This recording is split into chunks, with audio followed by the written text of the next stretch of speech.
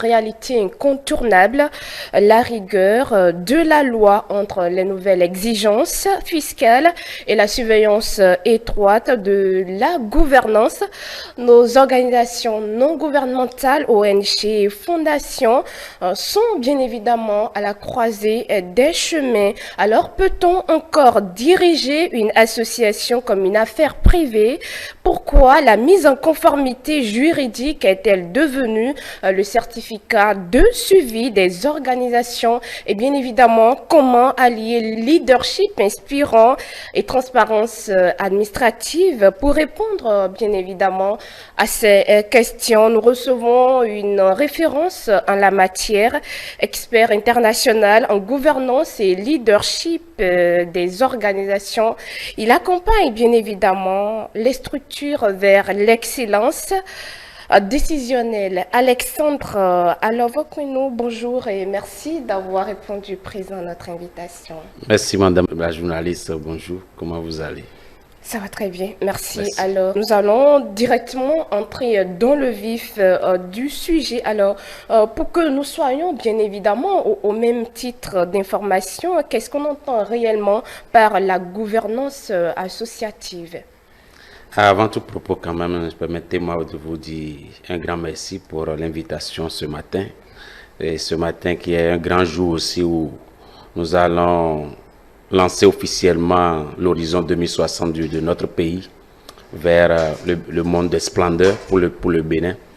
Et donc, je voudrais revenir à votre question en disant que quand on parle d'association, il faut déjà penser à ressources collectives au service de l'intérêt général. Ça, c'est un premier élément.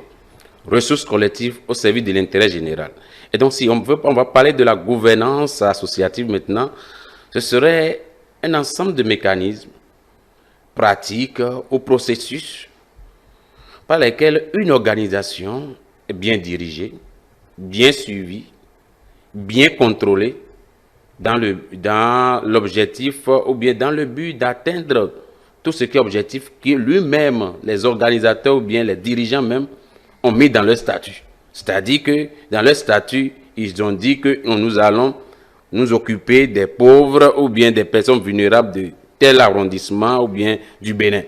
Donc ça voudrait dire que c'est tout ce qu'ils mettent en place et qu'on peut contrôler, qu'on peut suivre, et tout ce qu'ils mettent en place pour diriger cette association dans le but de satisfaire à ce besoin-là que eux-mêmes se sont entendus pour mettre dans leur statut. Vous voyez un peu, donc c'est un peu ce qu'on appelle une gouvernance. Ça veut dire que lorsqu'on parle de gouvernance, il y aura des outils. Absolument. Il y aura des hommes qu'il faut. En résumé, gouvernance associative, c'est qui fait quoi, quand et comment pour atteindre les objectifs de l'association. Alors, voilà. Et en tant qu'expert, quel regard portez-vous concrètement sur l'état de santé actuel de nos associations, bien évidemment, au Bénin? Et je peux dire que aujourd'hui, nous sommes à la croisée des chemins.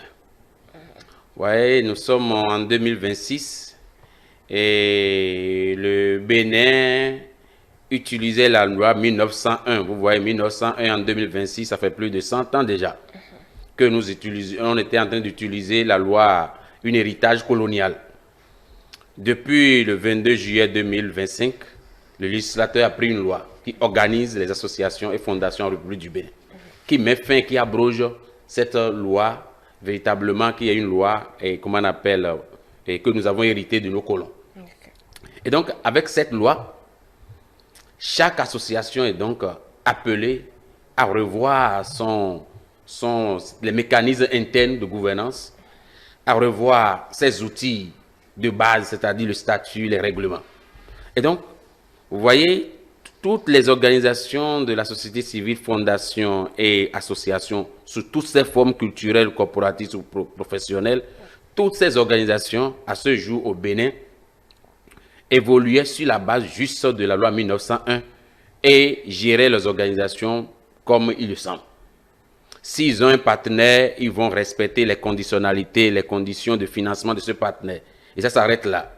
Mais aujourd'hui, le Bénin dispose d'une loi et des décrets d'application prises en octobre 2025 qui va permettre à chaque organisation de se restructurer et d'être beaucoup plus crédible à l'interne comme à l'externe pour satisfaire aux besoins de la population.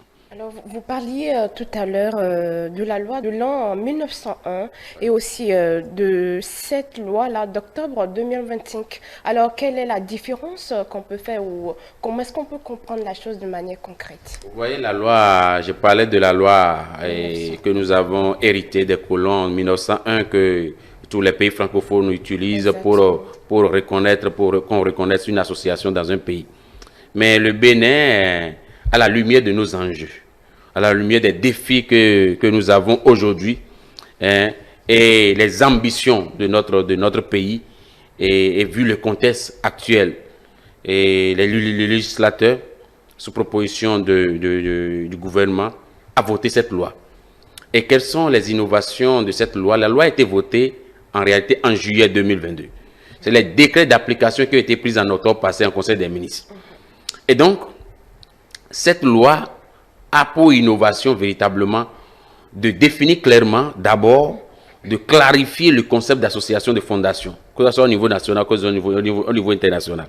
De clarifier ce que et qu'est-ce qu'on appelle association en République du Bénin.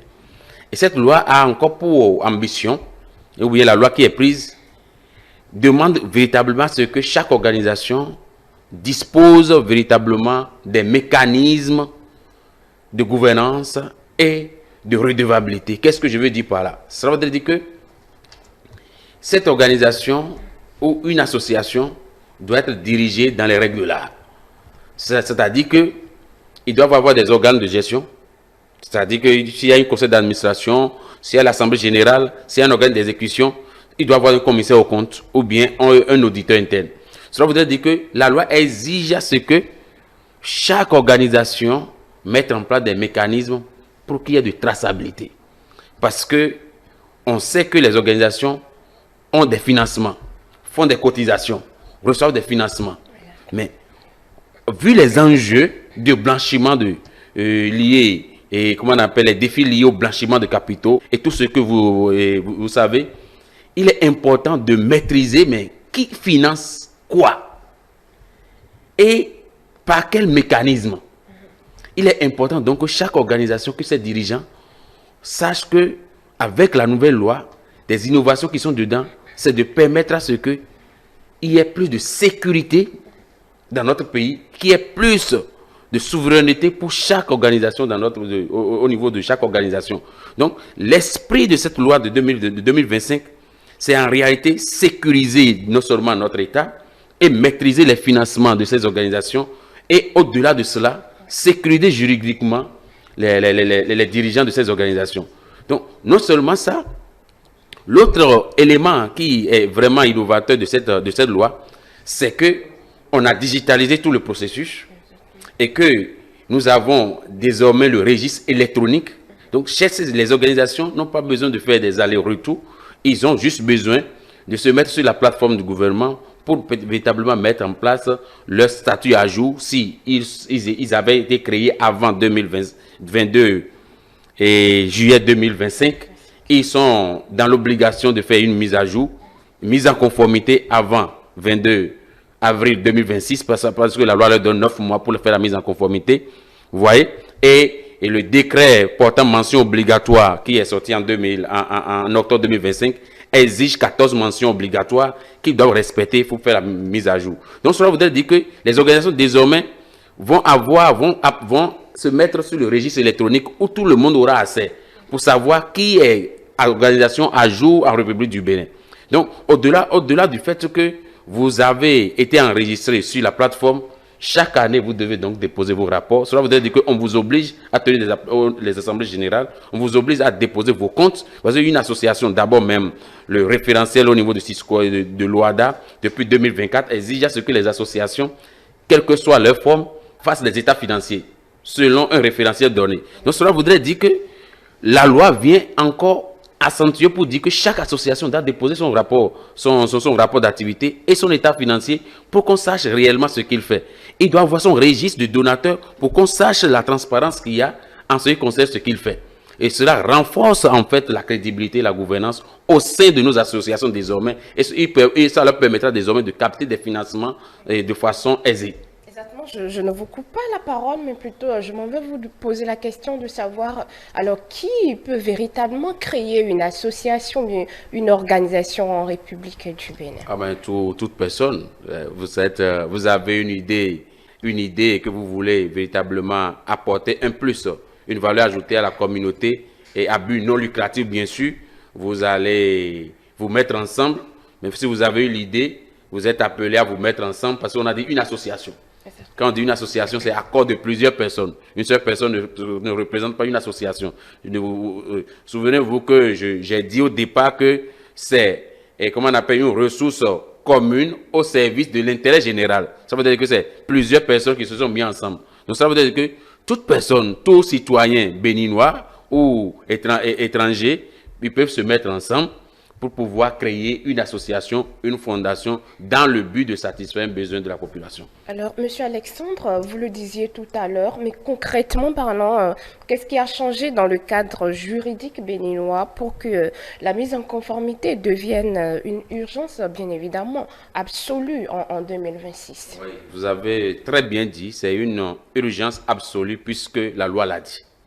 Donc, nous sommes tous appelés à respecter cette loi qui nous dit qu'ils ont 9 mois depuis juillet à faire la mise en conformité.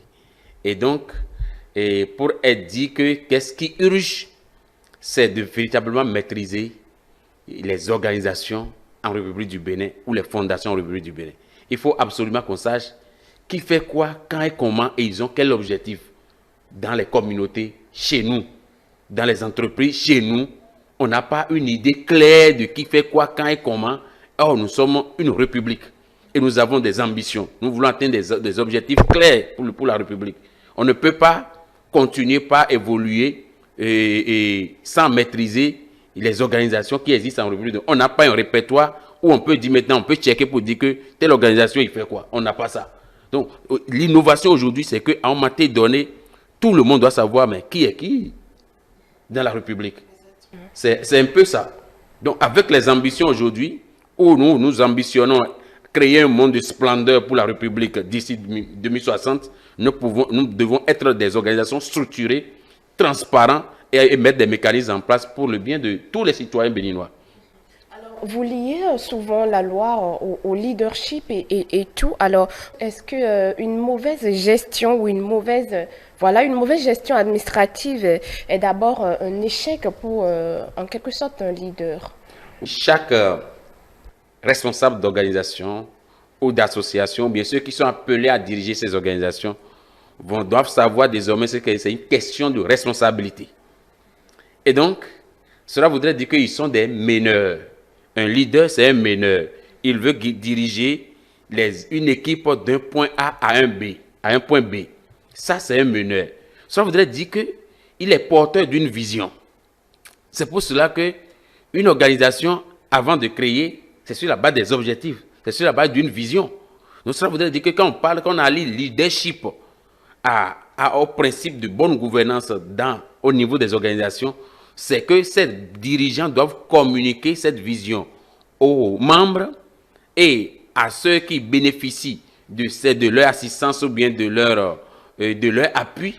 Donc cela veut dire que ces responsables-là doivent communiquer la vision et conduire au fait les communautés d'un point A à un point B. Voilà l'essence même d'un leadership au sein des organisations. Il faudrait que celui qui dirige doit avoir une vision claire et pour atteindre les objectifs que eux-mêmes en association, en assemblée générale, se sont fixés et en déclarant au service de l'État que voilà comment nous voulons faire la chose. Donc c'est le premier niveau de contrôle, c'est que est-ce que ce que toi-même tu t'es dit, vous vous êtes dit en assemblée générale, est-ce que tu respectes ça? C'est d'abord ça, la bonne gouvernance. C'est d'abord ça, un bon leadership. C'est de veiller à ce sur quoi on s'est entendu. Nous nous sommes dit que chaque 6 mois ou bien 1 an, nous allons faire l'Assemblée générale. C'est de veiller à ce que l'Assemblée générale soit tenue et que les objectifs que vous vous êtes fixés l'année dernière, que vous évaluez cela pour pouvoir fixer d'autres objectifs. C'est ça le leadership. Donc, conduire les gens d'un point A à un point B, l'état de la population et la population vulnérable, ou bien ceux que vous voulez appuyer, sont dans un état donné. Il y avait une situation de départ. Le bon leadership est appelé à ce que, après, lorsqu'on vous a donné une attestation de mise en conformité ou bien une attestation de reconnaissance, lorsque vous appuyez une communauté, on doit sentir que à partir de l'année 2025, vous avez reçu, vous avez dit que vous voulez atteindre cet objectif, 2 ans, 3 ans après, qu'on soit en mesure d'évaluer et de savoir qu'il y a eu de valeur ajoutée pour la communauté. C'est ça le principe au fait de leadership qui est associé à la gouvernance associative. D'accord. Du leadership, nous allons nous intéresser à présent à la responsabilité. Alors, en quoi est-ce que la responsabilité pénale du dirigeant, bien évidemment, est-elle engagée aujourd'hui au Bénin en cas du non-respect des textes que nous avons? Vous voyez, comme je le disais, c'est des responsables, c'est des dirigeants d'associations. Cela voudrait dire qu'ils portent la responsabilité des actes. Ils vont assumer tout ce qui est acte qu'ils posent dans le cadre de la mise en œuvre des activités de l'organisation. Donc ça voudrait dire que lorsque dans la mise en œuvre des activités de l'association, chaque dirigeant d'association doit prendre conscience pour le tort causé à autrui, il doit pouvoir répondre à cela. C'est ça la responsabilité civile. C'est-à-dire de réparer les torts qu'on a causés à autrui. Cela voudrait dire que lorsque vous prenez une association, soit c'est les membres qui ont cotisé et ils ne gèrent pas bien les ressources. Soit c'est les bénéficiaires. Vous voyez, ils causent du tort aux bénéficiaires. Il peut causer même du tort à la communauté ou à l'État béninois. Il doit pouvoir répondre de ça. Ça, c'est une responsabilité civile pour le tort causé à autrui. Mais en matière de responsabilité pénale, c'est la mauvaise gestion des ressources mises à sa disposition. Parce que c'est les ressources communes au service de l'intérêt général. Cela voudrait dire que les décisions doivent être prises de façon collective. Un dirigeant d'association ne reste pas dans sa chambre pour prendre une décision. Il le prend de façon collégiale parce qu'on a dit association. Vous voyez le principe d'association.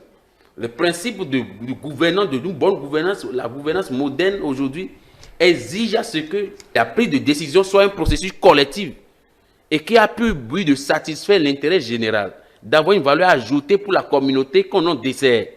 C'est ça, au fait. Donc, ne pas respecter cela, c'est un abus. Un abus de pouvoir, c'est de ne pas faire bien son travail ou bien de mal faire son travail. Ou bien de se foutre des gens alors que l'objectif pour lequel on vous a confié le travail, c'est là. Donc, vous pouvez être poursuivi pour abus de fonction, pour détournement de fonds. Vous voyez, donc, ces dirigeants ont des responsabilités à respecter les tests au niveau administratif. Et ne pas fournir des informations. Vous voyez, faire obstruction au fait à l'auditeur, refuser d'avoir un auditeur à l'interne, refuser de fournir des états financiers, refuser d'avoir un registre des donateurs pour qu'on ait de traçabilité des donateurs. Cela voudrait dire que vous êtes une organisation de financement occulte. Vous voyez, donc c'est pour dire que le niveau de responsabilité a été relevé aujourd'hui. Même si vous n'êtes pas allé à l'école en tant que responsable d'association, vous devez vous chercher des gens qu'il faut pour vous coacher, pour vous accompagner, pour pouvoir atteindre les objectifs. Alors, nous allons nous intéresser à présent au guide pratique de la conformité. Est-ce qu'un récépissé de déclaration au journal officiel suffit-il pour être tranquille aujourd'hui? Oui, d'abord, pour aboutir au journal officiel, c'est un processus. Et le responsable d'association doit pouvoir aller sur la plateforme service public du gouvernement, pour aller, s'il y a une association qui existait avant juillet 2022, il doit cliquer sur la partie de mise en conformité. Si c'est une création qu'il va faire, il doit cliquer la partie où il veut créer une association. Donc, s'il va sur cette plateforme, il aura clairement les différentes étapes pour pouvoir mettre son dossier à jour. Ce qui est fondamental aujourd'hui, avant d'aboutir à ce journal officiel, c'est d'abord de mettre à jour ses statuts, conformément aux mentions obligatoires, les 14 mentions obligatoires. Et vous ne pouvez plus avoir une association aujourd'hui sans dire clairement dans votre statut, quand il y a un conflit, comment vous comptez régler. Vous avez une association, quand vous avez fait une dissolution, comment vous comptez faire, qu'est-ce qu'on fait des biens? Le siège se situe où? On doit être en mesure de vous identifier clairement. Quels sont les organes de gestion? On doit savoir véritablement les membres là, quels sont les membres pour les associations, les fondations, on n'a pas besoin de membres. Donc c'est pour vous dire que il y a un processus d'abord avant d'avoir le journal officiel. Le journal officiel. Mais quand vous avez le journal officiel aujourd'hui, ça voudrait dire que vous avez votre attestation de mise en conformité. Cela veut dire que vous êtes tranquille. Ce qui est à faire désormais, on vous appelle désormais à mettre en place à l'interne des outils pour mettre en œuvre ce que vous avez dit dans vos tests pour qu'on vous donne l'attestation de mise en conformité. Donc, vous voyez en réalité, quand vous avez le journal, cela ne suffit pas pour dire que c'est OK. Exactement. Chaque année, vous devez rendre compte. Et vous devez produire des rapports financiers. Si les organisations ne tenaient pas des assemblées, ils sont obligés de tenir des assemblées et de faire des comptes rendus et de déposer au ministère de tutelle tout ce qui est compte, tout ce qui est, comment on appelle, rapport d'activité. On retient que c'est toute une procédure. Alors, vous parliez tout à l'heure de 14 mentions obligatoires. De manière très brève, qu'est-ce qu'on peut comprendre par là? Vous savez, le décret qui est pris en Conseil des ministres en octobre 2025 pour en application à la loi de juillet 2025 dit clairement qu'il y a des mentions obligatoires. Si on n'a pas ces mentions obligatoires dans vos statuts, votre statut est rejeté. Et je disais qu'il y a des mentions que l'organisation doit avoir. Il doit avoir une dénomination claire. Il doit avoir un siège clair qu'on peut identifier, qu'on peut aller visiter. Ce ne sont pas des organisations dans la poche, ni dans le sac. Il doit avoir des organes clairs. Les adhérents, il doit vous définir clairement qui est adhérent. Il doit vous définir clairement les modes, comment on appelle, les mécanismes de gouvernance. Hein?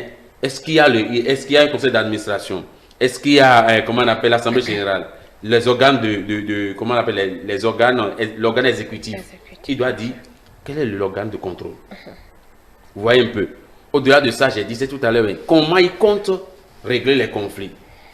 Quand il y aura de dissolution de cette organisation, comment les biens là qui seront laissés, comment ça va être géré.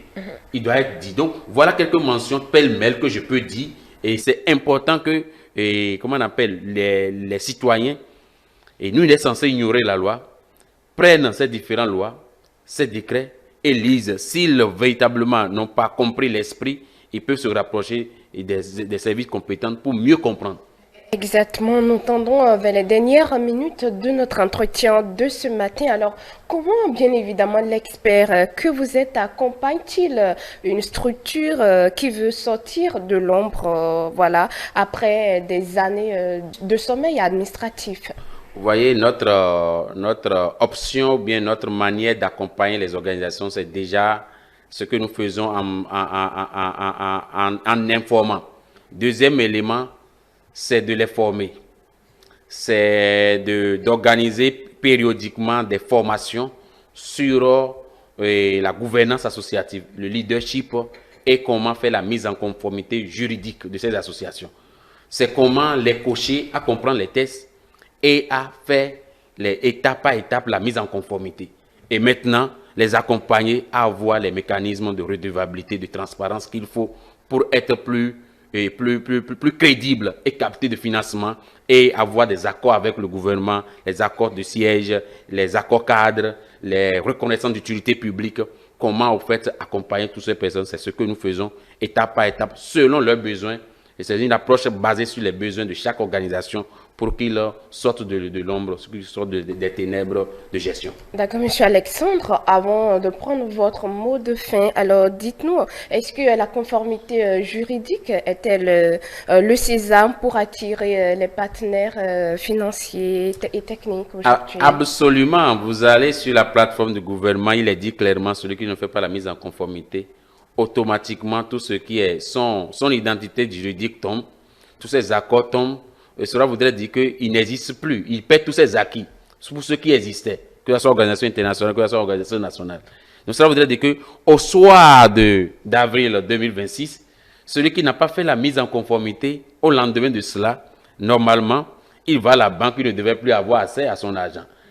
Normalement, aucun partenaire ne devait plus le financer parce que juridiquement, il n'existe pas. Donc, vous voyez un peu l'importance. Donc, ça veut dire que c'est un sésame de crédibilité aujourd'hui pour les partenaires techniques financiers d'accompagner les organisations, les associations ou les fondations. Donc, c'est un no-go, la mise en conformité d'ici avril 2026. D'accord. Voilà. Alors, merci, Monsieur Alexandre. Comme j'aime le dire, hein, le temps est véritablement notre seul maître sur ce plateau et bien évidemment, il nous ordonne de conclure. Voilà, quel est votre conseil prioritaire pour un leader associatif qui nous écoute justement ce matin? Le leader qui me couche ce matin, ou bien celui qui est appelé à Effectivement. diriger les organisations de la société civile ou fondation en République du Bénin désormais, je lui conseille véritablement de prendre conscience de l'urgence de se faire former, de se faire coacher, de se faire accompagner pour mieux diriger les organisations. Parce que c'est une question de responsabilité et tout acte désormais en République du Bénin, toute action menée peut être contrôlée et suivie et chacun en ce qui le concerne doit pouvoir répondre devant la communauté et devant la loi en République du Bénin. Je vous remercie. Merci, Monsieur Alexandre Adécoulé, d'avoir répondu présent à notre invitation. C'est moi. Merci infiniment. Alors, chers amis téléspectateurs, voilà, c'était la rubrique invitée de la matinale. On retiendra bien évidemment que la conformité juridique n'est pas bien évidemment une option, mais le socle sur lequel repose la crédibilité de toute action sociale. Le leadership responsable, c'est d'abord mettre sa maison en ordre avant de vouloir justement changer le monde. Ce sera tout pour votre rubrique invitée de la matinale de ce jour. Merci de nous avoir suivis. Votre émission se poursuit.